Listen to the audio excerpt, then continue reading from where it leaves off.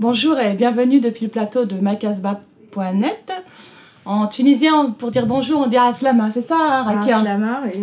Alors aujourd'hui, j'accueille justement une personne d'origine tunisienne. Et est-ce que tu peux nous raconter peut-être une petite anecdote de ta vie, comment tu as grandi? Normal, je suis grandie dans une famille musulmane en Tunisie. Et bien musulmane, pratiquante aussi. Mon père est pratiquant, il a fait le Hajj, il a fait tout. Ma mère aussi, toute ma famille aussi, en large. Et en grandissant un peu, ça m'a marqué quelque chose. Mon père, il a... Je sais pas si je peux tout de suite... Dis-nous ce que tu as envie. Voilà, mon père, à l'âge de 6 ans, il a porté, parce qu'il vivait en France, il travaillait en France ici, il a porté avec lui une cassette vidéo, la vie de Jésus. La vie de Jésus. Et, voilà. Ah, oui, et à chaque fois, je regardais le film, et je regardais. Il y a quelque chose que m'approche, quoi, qui me touche très, et j'ai raconté d'ailleurs ça la première fois à mon cousin. Donc voilà, petit à petit, mon père aussi, il est intellectuel. On a les juifs qui viennent chez nous.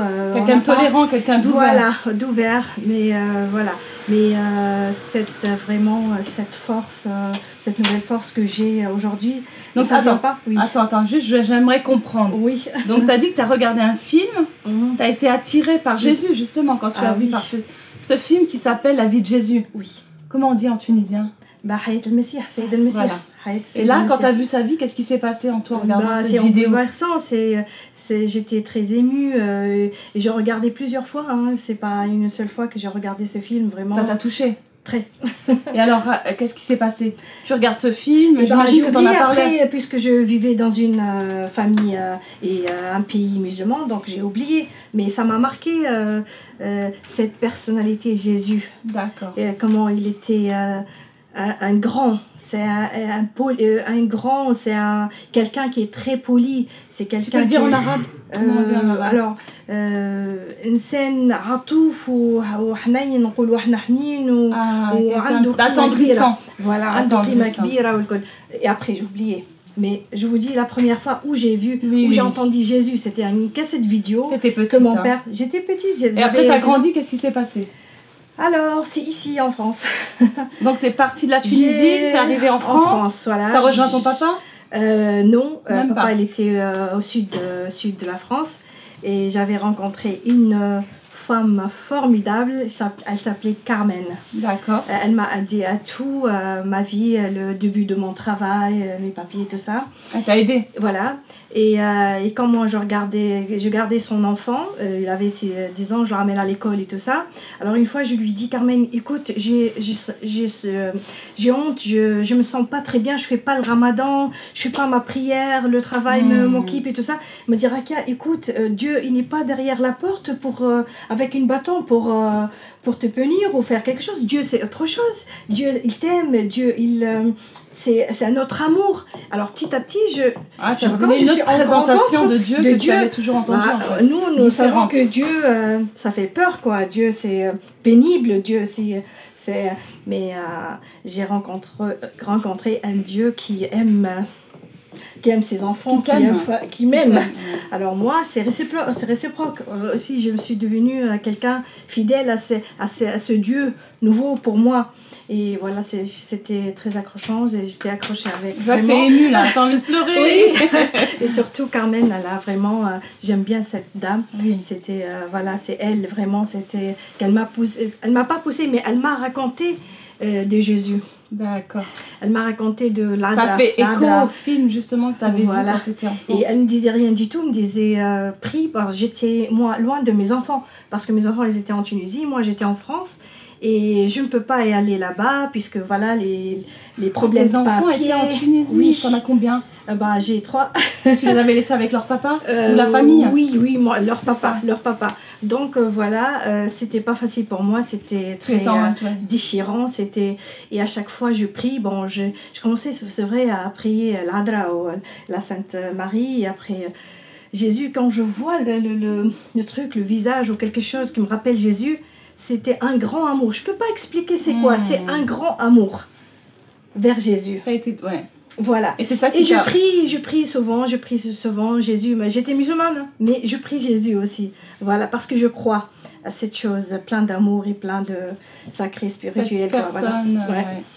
Voilà. Et ta vie a changé suite à tout ça? Et après, voilà, petit à petit, j'avais des problèmes familiales. Voilà, si je peux le dire aussi, mon mari, il m'a trompée avec, soi-disant, un mariage musulman, deuxième mariage musulman.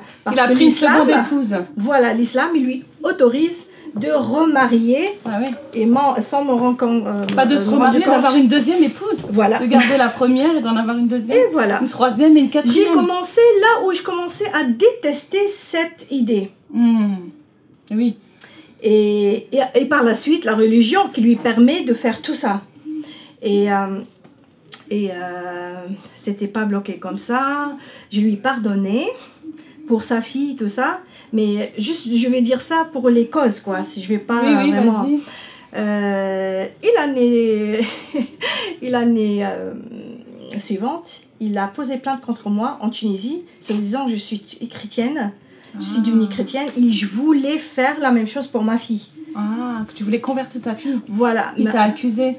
Il m'a accusé et je voudrais bien saluer aussi mon pays que c'était quelque chose de banal pour eux et pour voilà. Ah oui. C'est bien. Voilà. Ils t'ont respecté dans tes choix. Voilà. Et voilà, c'était comme ça. En bref, hein, c'est pas. Oui, on n'a pas trop de temps. Mais dis-nous, pour les personnes qui nous regardent justement sur macasbah.net, qu'est-ce que ça t'a apporté de devenir chrétienne? Rien. Moi, à chaque fois où je partage quelque chose sur ma page Facebook, je rappelle et je repartage toujours l'amour. C'est ça. Donc c'est pas rien, c'est l'amour. C'est l'amour. C'est l'amour. Ce que je demande, ce que j'ai senti, on a besoin, tout le monde, de l'amour. C'est mais en fait, je partage aussi quelque chose qu'ils veulent pas, les musulmans qui ne veulent pas le comprendre. L'assassinat, le qatl في l'islam, ces choses-là, c'est horrible, quoi. Nous, on n'a pas ça, les chrétiens, on n'a pas ça, quoi. Il y avait des choses dans le Coran que tu n'aimais pas, et dans le christianisme, tu as découvert quelque chose. Je m'en fous de tout ce qui est mal, mauvais dans le Coran. Il y a plein de choses. J'étais musulmane et musulmane, et je sais très bien, mais ce qui t'a intéressé dans la Bible. Ce qui m'intéresse vraiment, c'est le qatl, c'est l'assassinat. Le meurtre. Voilà. Et ça t'irritait. Bien sûr, c'est ça en fait. Et voilà, ce que j'ai appelle le djihad, hein, aujourd'hui. Djihad. C'est ça? Le djihad, voilà. Djihad. Avec un bon accent tunisien. Voilà, le djihad, fi sabilillah. Ce qui est هو القتل معناتها voilà tout et ce que j'ai reçu de الحياة المسيحية, c'est l'amour. L'amour et la stabilité. Je te remercie beaucoup pour ce très très beau témoignage. Merci.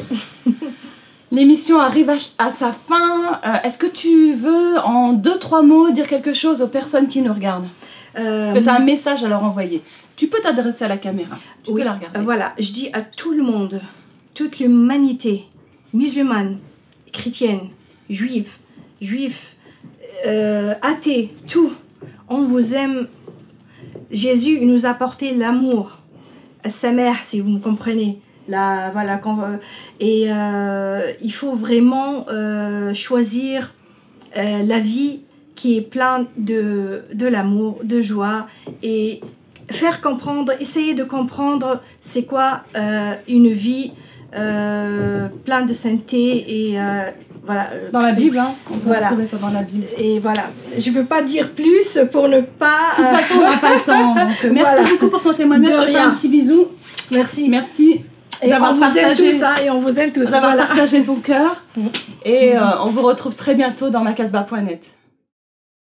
Un grand merci à toi, Rakia, pour ton témoignage. Je pense que les auditeurs de macasbah.net vont être en tout cas touchés par ce témoignage qui est profond. Un grand merci à vous qui nous rejoignez toujours sur www.macasbah.net, et je vous laisse toujours en musique sur notre site qui est regardé partout, Afrique du Nord, Moyen-Orient et aujourd'hui même dans les îles. Salam alaikum illa liqa. Bye bye.